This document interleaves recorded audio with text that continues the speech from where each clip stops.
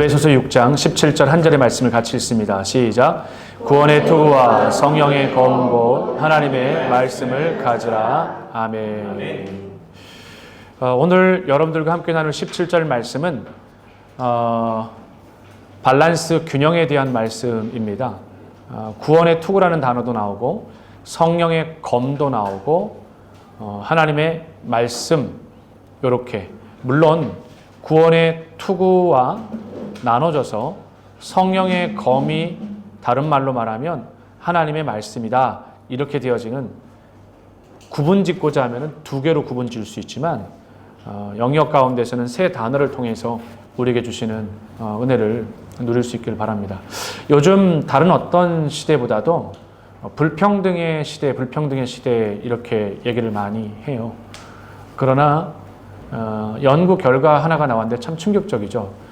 불평등의 세대라고 말을 하는데 노력하며 불평등 세대라고 말하는 사람보다 들려진 불평등 세대를 말하는 사람이 더 많다라는 거예요.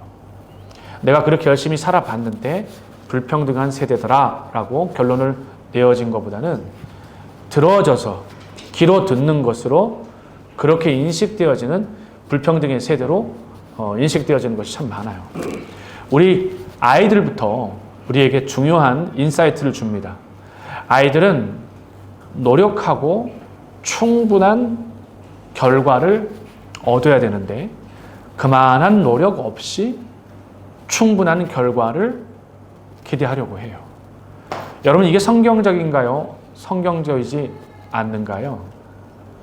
예를 들면 내 앞에 있는 큰 돌이 있는데 뭐 울산바위만큼 큰 바위는 아니라고 치고 흔들바위처럼 그런 돌이 있는데 내가 하루 종일 8시간을 채워야 딱 1m를 갈 수 있는 거예요. 그러니까 매일같이 30일을 반복해야만 내 앞에 막혀져 있는 그 돌을 움직일 수가 있어. 그래서 그걸 30일 딱 매일같이 그 정해진 시간을 채움으로 인해서 그 돌이 내 앞에 딱 사라지는데 사람들은 그 8시간을 매일같이 일정하게 와서 시간을 채우려는 사람들이 많지 않다라는 겁니다. 더 많은 힘을 쏟아서 짧은 시간 안에 하루라도 줄여서 그렇게 살기를 원하고 그렇게 남는 잉여의 시간을 쉬기를 원하는 게 오늘 현대인의 모습입니다. 근데 여러분 다시 말씀드리지만 비성경적입니다. 전부 다 창조의 질서에서 다 어긋난 겁니다. 주 5일 근무 비성경적입니다. 주 6일 동안 근무하셔야 됩니다. 상처를 받고 실망감이 올 수도 있어요. 목사님이 지금 시대를 역행해서 가고 계시다. 노조위원들이나 노조에서 이런 얘기를 듣게 되어지면 혹은 우리 교회 안에 있는 노조에 관련된 분들 제가 그래서 어제 태국의 노조는 어떤가요? 라고 제가 좀 물어봤어요. 일부러 오늘 말씀 때문에. 얘기했더니 태국의 노조는 더 강경이라고 얘기하시더라고요. 뭐 지방으로 갈수록. 뭐 사장이나 뭐 관련인사를 사무실에 가둬둘 정도로 강경인 사람들도 있고. 근데 여러분 알고는 가셔야 됩니다. 주 5일 근무 비성경적인 겁니다. 주 6일입니다. 그래서 제가 지난 수요일 날에 강남 비행수에서 한 분을 만나서 신방을 하면서도 제가 이 이야기를 꺼냈어요. 순응이란 단어를 꺼냈습니다. 창조 질서에 순응해야 하는데 창조 질서에 순응하지 않는 사람들이 참 많습니다. 사실 산업사회 이후에 창조 질서가 몸부림치게 흔들렸습니다. 근데 사람들이 엄청난 잉여 생산과 사회가 힘을 얻게 되어지기 시작하면서 거기에서 적지 않는 세속화가 급속하게 들어와서 교회의 틀을 흔들기 시작을 했어요. 초기 중세 시대는 철저하게 모든 제7일 주일이 되어지면 문을 닫고 하나님의 성전에 나와 오로지 예배하고 안식하는 데 맞춰져 있었습니다. 그러나 현대 산업사회가 발달되어지는 태동이 되어지는 산업화가 되어지는 순간에 접하게 되어지면서 더 많은 수요에 딸리는 공급을 해결하기 위해 돈이 지배받는 구조 안에서 사장은 사람들을 더 OT를 줄 테니까 주일도 와서 일하라고 하는 성경의 수능을 깨기 시작을 했어요. 처음 사람들은 거부했습니다. 기독교의 복음 안에서 봤을 때 잘못된 것을 알았기 때문입니다. 그러나 물량이 시달리고 바쁘고 시간이라고 하는 이 산업사회는 사람을 쪼아대기 시작을 했어요. 몇 월 며칠 몇 시까지 몇 개의 물량이 도착하도록 사람을 제한하기 시작하면서 스트레스를 주기 시작을 했고 그 물량을 맞추려다 보니 그 안에 정도가 아닌 비정도가 필요하기 시작을 했습니다. 실제로 카렌족 산마을에 시계 없이 살아가던 사람들이 나이 많은 할머니도 샤오미에서 나오는 전자팔찌를 차고 있는 걸 봤어요. 왜 그런가 봤더니 밭에 나가서 일을 하는데 전에는 하나님이 태양을 떠오르게 하시면 일어나 하루를 시작하라는 사인으로 알았고 해가 지면 집으로 돌아가 하루를 마무리하는 것으로 마치 만종이라고 하는 아주 중세시대에 아주 유명한 그림 한 폭처럼 그런 눈을 뜨며 눈을 감는 그런 성경적 수능의 삶을 살았는데 그들에게 수능을 살아낼 수 없었어요. 주시는 만큼 먹던 그들은 어느 날 갑자기 도회지에서 오토바이 장사가 와서 오토바이를 타도록 하고 2년, 3년 동안 할부 줄 테니까 타라고. 저녁이면 성전에 가서 매일같이 성경 읽던 할머니들이 세틀리트 쟁반을 설치하고 리모컨으로 그 산골 마을에서 100개 이상 되어지는 채널을 돌리면서 할머니가 뭔지 알아듣지도 못하는 텔레비전을 돌려가고 있고 그 또한 돈을 내라고 하니 잉여 생산물이 모자라기 시작했어요. 그동안 주신 대로 받던 그들은 농약을 치기 시작했고 그것도 모자라서 주사를 맞추기 시작해서 1년에 한 번 생산하는 것을 2번 생산하게 하고 3번 생산하게 만들고 우리의 사회적 시스템은 어디에서부터 손을 써야 될지 모를 정도입니다.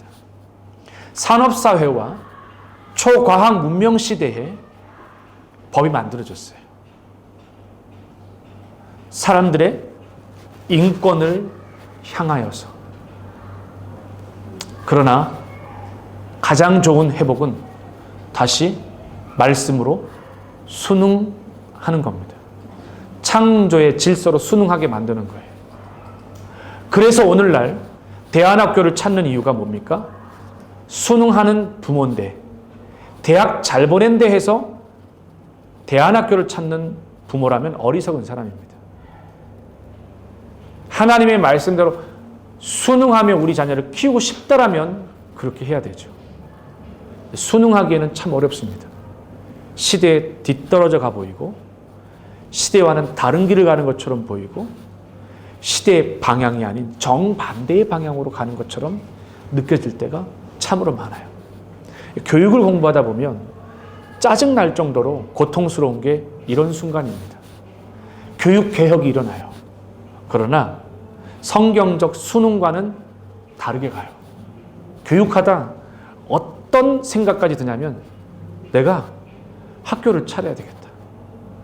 내가 차라리 학교를 차려가지고 초, 중, 고가 아니라 유치원부터 시작을 해서 대학까지 학교를 차려야 되겠다.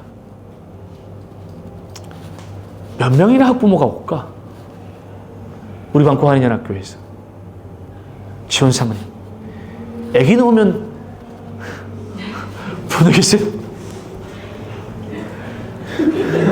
내라고 대답하죠. 야, 이들 순응한다 그러면 교육부장님 보내시겠어요?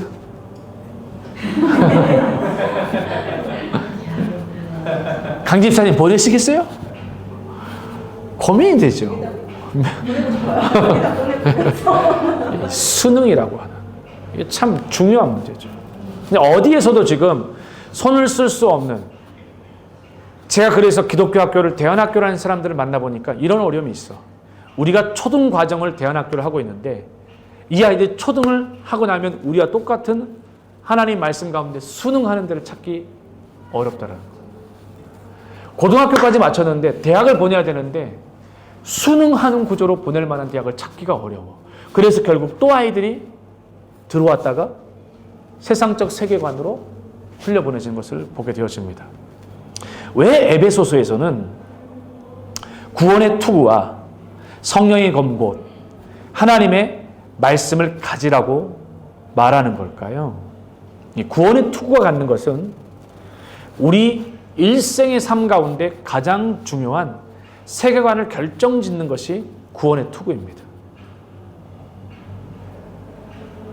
이제 교회 학교에서 마지막으로 샌딩해서 보내는 건 YCG 아이들, 여기 있는 대학 청년부는 그 다음 이제 성인으로 받아들이게 되어지지만 YCG 아이들이 나갈 때 가장 중요한 최종 교육적 목적은 기독교적 세계관이에요. 그러니까 뭘 보더라도 기독교적 세계관을 보고 나가게끔 해야 돼요. 생각을 하고 결정짓는 모든 것들이 기독교적인 세계관이요. 그런 용기가 필요해요. 그런 부모들을 설득해낼 수 있을 정도의, 그게 얼마나 중요한지 몰라요. 교회가 그래서 우리는 오늘도 성탄이 가까우면서 아이들에게 구원의 투구를 씌운다는 건 아이들의 기독교적인 세계관을 통해서 끊임없이 볼 수 있도록 하는 거예요. 한 이야기만 하면서 제가 이 설교를 마치려고 합니다. 한 사람이 저를 다 보세요. 사진을 하나 보내줬어요. 누구에게 사진을 보내줬냐면 항공기 파일럿들을 앉혀놓고 항공 비행기 조종사 30명을 앉혀놓고 사진 하나를 보여줬어요. 그 사진이 뭐였냐면 사진이 한 장 완전히 풀로 된 사진이 아니라 절반의 사진이었어. 그 사진은 한 아주머니가 창문을 여는데 창문을 딱 열다가 보니까 화분이 3개가 있는데 그 화분이 3개가 떨어졌어. 근데 가운데 있는 화분이 문이 열리면서 화분이 떨어졌어. 그때 앞에서 가르치던 사람이 앉아있는 항공기 조종사에게 묻습니다. 뭐라고 묻냐면 화분이 떨어졌는데 이 아주머니를 처벌해야 되나요? 라고 딱 질문을 했어요. 그랬더니 그 자리에 앉아있던 조종사들이 항공기 조종사인 자신을 교육하며 강사가 처벌의 문제를 다루고 있으니까 당연히 항공 조종사로서 책임에 대한 것을 말한다라고 하는 불편한 마음을 가지고 아니요 라고 대답했어요. 아니요? 왜 저 사람을 처벌해야 되죠? 그렇게 얘기를 했어요. 대부분이 그렇게 얘기를 했어요. 다 순응할 수 없다든지 떨어질 수도 있는 거 아닌가요? 그리고 나서 조용히 두 번째 절반이 접혀져 있던 사진을 펴서 보였어요. 그 아주머니가 창문을 연 건 3층이었어요. 그 아래는 이제 막 태어난 아이의 유모차를 끌고 가는 아저씨가 그 떨어진 화분에 맞아서 돌아가셨어요. 절반의 그림이 아닌 완전한 그림을 보여줬을 때 아니요라고 했던 대부분의 항공조종사들은 가만히 숨지기고 있었어요. 강사가 묻습니다. 책임이 있나요? 없나요? 의도하지 않았지만 떨어진 화분에 누군가가 돌아가셨다라면 책임을 져야죠라고 앞에 있던 흑인 조종사가 손을 들고 말을 했어요. 이게 오늘 이 시대에 살아가는 심각한 논리적 딜레마의 혼선입니다. 우리는 전체의 그림을 보지 못한 채 한 섹션을 가지고 판단하고 결정하고 자기가 무죄한 것처럼 살아가는 사람들이 너무나도 많은 세상 가운데 살아갑니다. 그러나 인류의 처음과 끝에 완성되어진 섹션의 그림을 본다라면 우리는 우리가 죄인이고 우리가 예수 그리스도 없인 절대 살아갈 수 없는 존재라는 걸 알아요. 이 땅의 대부분 예수 없이도 살아가고 내가 죄인이 아니라고 말하는 사람들의 대부분은 하나같이 3층의 절반의 한 섹션의 그림만을 보고 살아가는 사람들입니다. 사랑하는 여러분,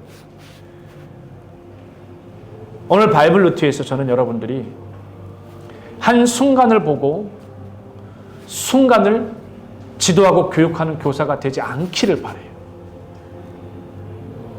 비하인드를 알아갈 수 있는 성숙한 모습이 되길 바라요. 다 이유가 있지 않겠나라는 것을 늘 그리스도인 마음에는 염두에 두고 있어요. 예수 그리스도의 그 피 묻은 사랑이 이렇게까지 흘러갈 수 있었던 유일한 이유는 처음과 끝을 아시기 때문이에요. 그분이 우리를 예배의 현장 가운데서 철저히 위로할 수 있는 것은 그가 얼마나 힘들고 어렵게 한 주일을 살았는지 알기 때문에 그래요.